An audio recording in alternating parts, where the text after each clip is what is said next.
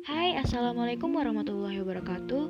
Kami dari kelompok 4 yang beranggotakan Dela Eka Murnialis dan Desi Fitriani akan menjelaskan tentang kaidah pokok qawaid fikih.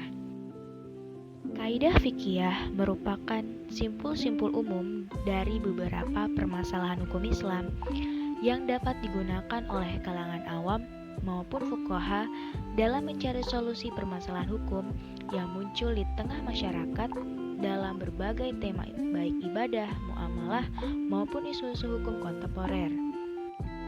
Urgensi kaidah fikih ada 3. 1. Kaidah fikih mempunyai kedudukan istimewa dalam khazanah keilmuan Islam karena kepakaran seorang faqih sangat terkait erat dengan penguasaan kaidah fikih.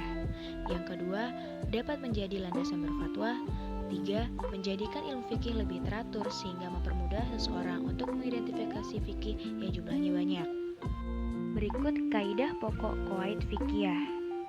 Yang pertama, ada al-'adah muhakkamah, yang artinya adat kebiasaan dapat dijadikan hukum.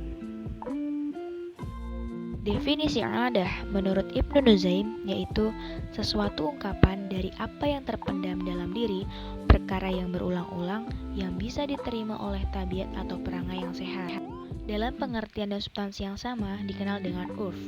Urf adalah apa yang dikenal oleh manusia dan mengulang-ulangnya dalam ucapannya dan perbuatannya sampai hal tersebut menjadi biasa dan berlaku umum.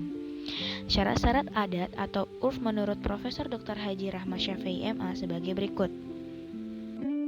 Yang A. Tidak bertentangan dengan syariat. B. Tidak menyebabkan kemafsadatan dan tidak menghilangkan kemaslahatan. C. Telah berlaku pada umumnya orang muslim. Selanjutnya D. Tidak berlaku dalam ibadah mahdah. E. Urf tersebut sudah masyarakat ketika akan ditetapkan hukumnya. F. Tidak bertentangan dengan yang diungkapkan dengan jelas. Berikut kaidah qawaid yang kedua yaitu al-masyaqqah tajlibu taisir, yang artinya kesulitan mendatangkan kemudahan. Dalam ilmu fikih, kesulitan yang membawa kepada kemudahan itu setidaknya ada 7 macam, yaitu yang pertama, sedang dalam perjalanan.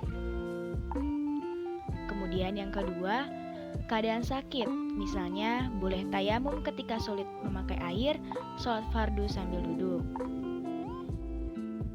Kemudian yang ketiga, keadaan terpaksa yang membahayakan kepada kelangsungan hidupnya.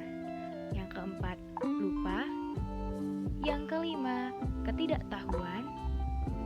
Yang keenam, umum al-balwa, yaitu kondisi yang syarat dengan kesukaran, terulangnya kondisi, dan kebutuhan yang tak terelakkan sehingga menjadi penyebab dispensasi hukum. Yang terakhir yang ketujuh al-naqos, kekurangan kemampuan bertindak hukum. Berikut klasifikasi kesulitan. Yang pertama ada kesulitan muqtadah, yaitu kesulitan yang alami di mana manusia mampu mencari jalan keluarnya sehingga ia belum masuk pada keterpaksaan. Yang kedua, kesulitan ghairu muqtadah, yaitu kesulitan yang tidak pada kebiasaan di mana manusia tidak mampu memikul kesulitan itu. Karena jika dia melakukannya, niscaya akan merusak diri dan memberatkan kehidupannya. Dan kesulitan-kesulitan itu dapat diukur oleh kriteria akal sehat, syariat sendiri, serta kepentingan yang dicapainya. Berikut bentuk keringanan dalam kesulitan. 1. Tahfitul isqat, meringankan dengan menggugurkan. 2. Tahfitul tanakis, meringankan dengan mengurangi. 3. Tahfitul ibdal, meringankan dengan mengganti.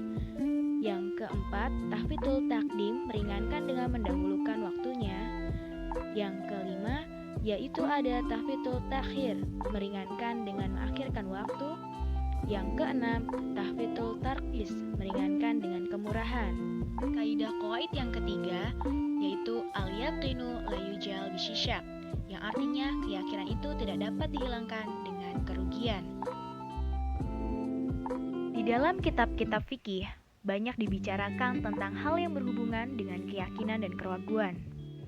Misalnya, orang yang sudah yakin dari hadas, kemudian dia ragu, apakah sudah batal wudunya atau belum.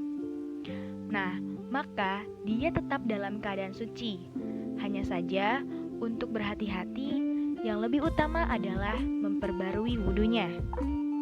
Contoh lain dalam fikih jinayah, apabila seseorang menyangka kepada orang lain melakukan kejahatan, maka sangkaan tersebut tidak dapat diterima, kecuali ada bukti yang sah dan meyakinkan bahwa orang tersebut telah melakukan kejahatan. Nabi Muhammad SAW mengatakan, tinggalkanlah apa yang meragukanmu, berpindahlah kepada yang tidak meragukanmu. Hadis riwayat Al-Nasai dan Al-Tirmizi dari Hasan bin Ali. Nah, yang dimaksud dengan yakin di sini adalah sesuatu yang menjadi tetap karena penglihatan panca indera atau dengan adanya dalil. Ada pula yang mengartikan yakin dengan ilmu tentang sesuatu yang membawa kepada kepastian dan kemantapan hati tentang hakikat sesuatu itu, dalam arti tidak ada keraguan lagi. Lalu, apa yang dimaksud dengan al-syak? Al-syak adalah suatu pertentangan antara kepastian dengan ketidakpastian tentang kebenaran dan kesalahan dengan kekuatan yang sama, dalam arti tidak dapat ditarjihkan salah satunya. Ada kekecualian dari kaidah tersebut. Misalnya, wanita yang sedang menstruasi yang meragukan apakah sudah berhenti atau belum, maka ia wajib mandi hadas untuk sholat. Contoh lain, baju seorang yang terkena najis, tetapi ia tidak tahu bagian mana yang terkena najis, maka ia wajib mencuci baju seluruhnya. Sekian penjelasan tentang kaidah pokok qawaid fikih. Kurang lebihnya mohon dimaafkan. Jangan lupa untuk like, share, dan subscribe channel YouTube ini. Terima kasih. Wassalamualaikum warahmatullahi wabarakatuh.